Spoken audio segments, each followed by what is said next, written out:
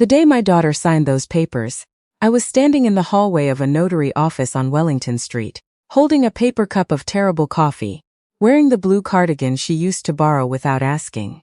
She didn't know I was there. That was the point. She thought I was home. She thought I was the same woman I had always been. The one who packed her lunches, drove her to figure skating at 5 a.m, and quietly absorbed every sharp word she threw my way over the past 2 years without once throwing one back. She thought my silence was surrender. She was wrong about a great many things. My name is Diane, I'm 58 years old. I live in a semi-detached house in Hamilton, Ontario. The same house where I raised my daughter Fiona. The same house where my husband Frank spent 31 years, building a life that was quieter and more deliberate than most people ever noticed. I am not the kind of woman who makes scenes. I am not the kind of woman who posts things on Facebook or calls her sister to complain or corners people at the holidays to relitigate old grievances. I am the kind of woman who watches, who listens, who keeps very careful notes. That has always been my greatest advantage, and for a long time, the person standing beside me didn't realize it at all. I need to take you back about 3 years, because nothing that happened makes sense without the beginning. Frank was diagnosed in the spring, just after Easter. Pancreatic. The word landed like something dropped from a great height. We sat in the oncologist's office on a Tuesday afternoon and I held his hand. And neither of us cried. Because Frank was not a man who cried in front of other people. And I had learned, over 30 years, to take my cues from him in moments like that. He lasted 14 months. They were hard months, and then they were very hard months, and then one night in June he simply stopped breathing and it was just me, sitting in the chair beside his hospital bed, and the sound of a monitor going flat. Frank had been careful his whole life, careful with money, careful with words, careful with the things that mattered. He grew up in Brantford, the son of a tool and die worker, who taught him that you don't talk about what you have because talking about it has a way of making it disappear. He ran a small commercial refrigeration business for 26 years. He bought 3 rental properties in the 90s, when Hamilton was still the kind of city where that was possible on a tradesman's income. He saved. He invested quietly, through an advisor he'd known since his 20s, a soft-spoken man named Mr. Okafor who sent annual statements that Frank filed in a cabinet in the basement, and never once discussed at the dinner table. When I finally sat across from Mr. Okafor in his Dundas Street office, 6 weeks after Frank passed, I understood for the first time the shape of the life Frank had been building. The rental properties had appreciated significantly. The investment portfolio had been compounding for over 2 decades. There was a separate account Frank had opened years before, which he called his quiet account, that I had known about in the vague way you know about things your spouse handles without you. You're aware it exists, you just don't know the number attached to it. The number attached to it made me set down my glass of water very carefully. Mr. Okafor explained the structure of Frank's estate calmly and thoroughly. Under the terms Frank had drawn up, I had full control. Fiona would inherit, but the timeline and conditions were mine to determine. Frank had written that clause himself, after a long conversation with Mr. Okafor, about a year before the diagnosis. He had been careful. He had been thinking ahead in ways I hadn't fully understood while he was alive. I left that office and sat in my car in the underground parking garage for a long time. Then I drove home, made a cup of tea, and did not tell a single person what I had learned. That included Fiona. She came to dinner that Sunday. She'd started bringing Colt about 8 months earlier. Just after Frank's diagnosis, I realized later, though I didn't connect those two things at the time. Colt was 36. From somewhere outside Barrie originally, vague about his employment in the way people are vague when employment is itself a complicated subject. He had the kind of confidence that fills a room before it earns the right to. He complimented the house immediately, which I noticed, and then spent the rest of the evening asking questions about it in ways that were dressed up as conversation, but were not, quite. How long had we owned it? Did the property go back to the ravine? Had we done much to it in recent years, or mostly left it as it was? Was it hard to manage, just me on my own now? I refilled his water. I smiled. I answered the questions that deserved answers and gently redirected the ones that didn't. Fiona was different with him in the room, quieter in some ways, and in other ways more performative. watching him for approval the way you watch a teacher when you're not quite sure you've given the right answer. She was 32 years old, my daughter, grown, and yet. It happened in increments. That is the thing I would want anyone reading this to understand. It never arrives as one catastrophic moment. It arrives as 100 small moments. Each one easily explained, each one almost reasonable on its own. It's only when you write them all down in a list, which I eventually did, that the pattern becomes impossible to ignore. First, the calls became shorter. Fiona had always phoned on Sunday afternoons. After Colt, it became Sunday evenings, then every other Sunday, then whenever she remembered. The conversations moved from real things to surface things. How are you, Mom? Fine, and you? Great, busy, talk soon. Then she stopped coming for holidays. There was always a reason. Colt's family, Colt's friends, a prior commitment she'd somehow forgotten to mention. My first Christmas alone after Frank, I made a turkey for two and ate at the kitchen table by myself. I did not call to make her feel guilty. I sat with it and I let it tell me what it needed to tell me. Then came the afternoon she arrived without Colt, sat across from me with her hands folded on the table, and used the word estate. She said they had been thinking, she and Colt, about their future, about getting established, about how difficult it was to enter the housing market in this economy. Which is true, by the way. It is genuinely difficult. She said that the house was large for one person, that I had mentioned finding the stairs tiring, that it might make sense to discuss things now, rather than leaving everything to lawyers later. She had done some research, she said. She produced a folder. In the folder was a document suggesting I deed the house to her while retaining a life right to live in it. There was also a letter outlining how, given my age and circumstances, it might be prudent to liquidate some assets and place them in a trust that she and Colt would co-manage. For my own protection, I looked at my daughter, the girl I had taught to read in this kitchen, whose nightmares I had sat up with, who had borrowed this cardigan and returned it, stretched at the collar and never mentioned it. And I asked her, carefully, whether this had come from her or from Colt. She looked at her hands. She said it was a joint decision. That was all I needed to know. I told her I would think about it. I offered her tea. I kept my voice even. I walked her to the door. I watched her drive away. Then I called my own lawyer, a woman named Ms. Beaumont, who has an office near City Hall, and the kind of quiet authority that comes from having seen every variation of human behavior in 30 years of estate law. And I told her everything. That was 11 months before the documents on Wellington Street. What I did in those 11 months, I did legally, methodically, and with full paper trails. Ms. Beaumont connected me with a financial investigator, a retired RCMP officer named Mr. Stahl, who operated out of a plain-looking office in Burlington and communicated in brief, factual sentences. He was thorough. He was discreet. And what he came back with, over several months of careful work, formed a picture I had already suspected and now could not unsee. Colt had been in a prior relationship, a long one, with a woman in her 60s, a widow in the Collingwood area. That relationship had ended with a disputed transfer of property and a quiet financial settlement.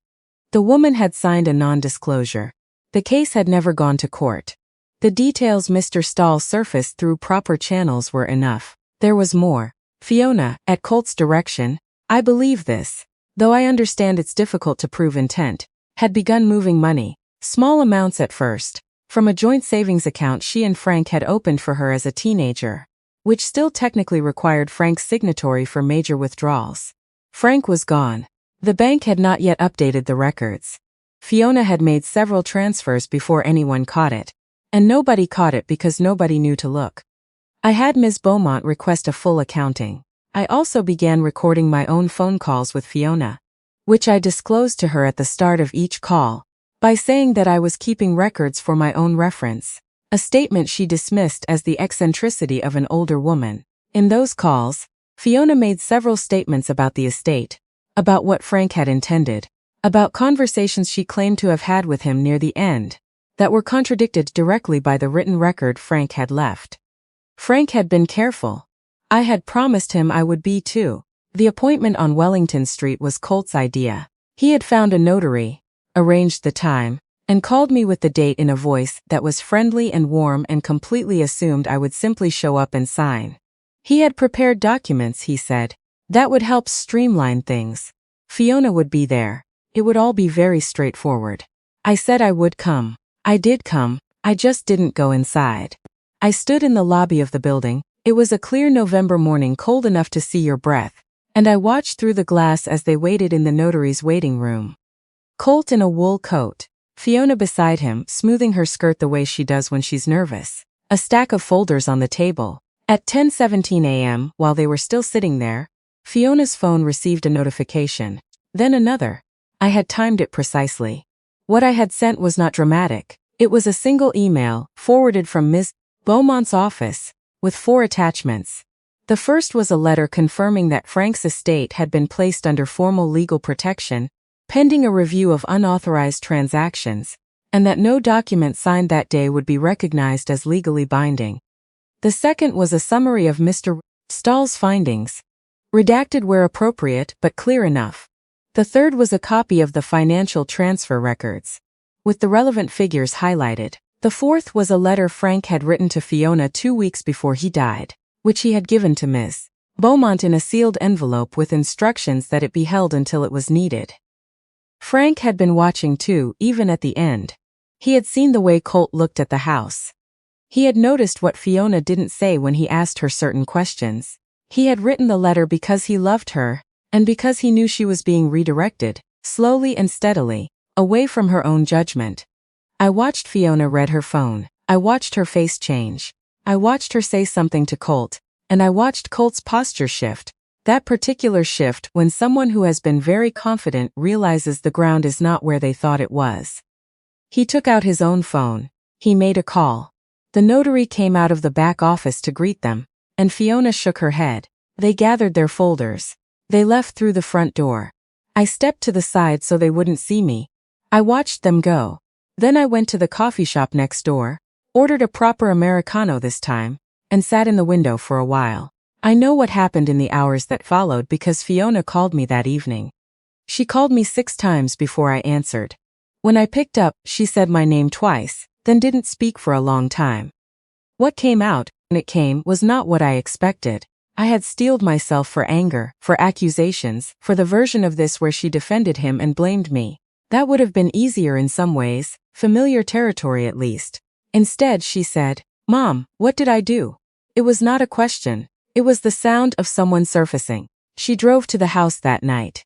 She sat at the kitchen table, this same table, the one where she used to do homework, the one where Colt had spread his folders out like an architect presenting plans. And she told me everything. Not everything she'd done, but everything that had happened to her, the slow pressure of it. The way he had described me over the 2 years they were together. Cold, she said. He had called me cold and calculating, and said that I had resented her for years and used Frank as a buffer to avoid the relationship she deserved. He had said it so many times that she had begun to hear it in my voice even when it wasn't there. She said, "I started to believe you didn't love me. I started to believe it was just easier for you." I did not perform anything in that moment. I did not reach for the right words or think about what a mother is supposed to say. I just put my hand over hers, which was cold from the November night, and I sat with her in the quiet. Eventually I said, "I know. That's what that does to people." She stayed until past midnight. We ate leftovers and drank herbal tea and talked about Frank in a way we hadn't been able to since the funeral. The real way, the specific way, where you remember the particular things. She asked me to tell her about the letter. I retrieved it from the folder where I'd kept a copy. She read it at the kitchen table with the overhead light on and her hair tucked behind her ear the way she's worn it since she was 12. Frank had written, "Fiona, if you're reading this, then something happened that needed straightening out. Your mother is the most practical and quietly powerful person I have ever known. And if she went to this trouble, then this trouble needed going to.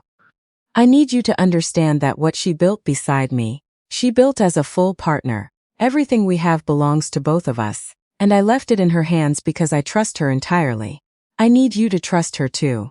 Not because she's your mother, though that matters, but because she has earned it every single day, in ways that don't always make the front page. She loves you. Don't let someone else's voice drown that out." Fiona was quiet for a long time after that. Then she said he knew. He noticed, I said. He was worried. I didn't see it. That's exactly what that kind of thing does, I told her. It doesn't feel like influence, it feels like clarity. It feels like finally understanding something you'd missed. That's what makes it so hard to recognize from the inside. She looked up at me. How long did you know? I knew something was wrong almost immediately, I said. I didn't know how wrong for a while. She nodded. She folded the letter very carefully and handed it back to me, and I put it away. In the months that followed, several things resolved themselves, the way things do when the documentation is thorough and the legal standing is clear. Colt retained a lawyer and made a preliminary claim, suggesting he was owed compensation for contributions to the relationship and promises Fiona had allegedly made. Ms. Beaumont handled this with the calm efficiency of someone who has seen this particular gambit before, which she had. His claim was assessed, found to have no legal foundation in Ontario, and quietly withdrawn. He did not contest further. He moved back north, to somewhere past Barrie, and that was the last any of us heard of him. The unauthorized transfers were reconciled.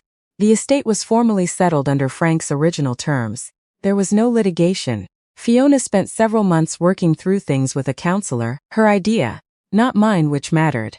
She called more often, not every day. We are not quite those kinds of people, Frank's daughter through and through, but regularly.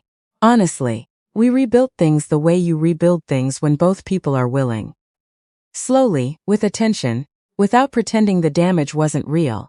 She came to the house one afternoon in March, when the snow was finally receding from the backyard, and the light was doing that particular thing it does in Hamilton in early spring, coming sideways through the back resichi, and making everything look briefly golden. She sat down and asked me something I hadn't anticipated.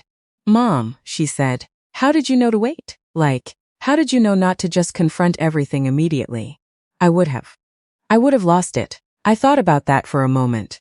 About Frank in his basement filing statements. About my own father, who was a quiet man and a patient one, who used to say that loud people make a lot of noise but still people make things move.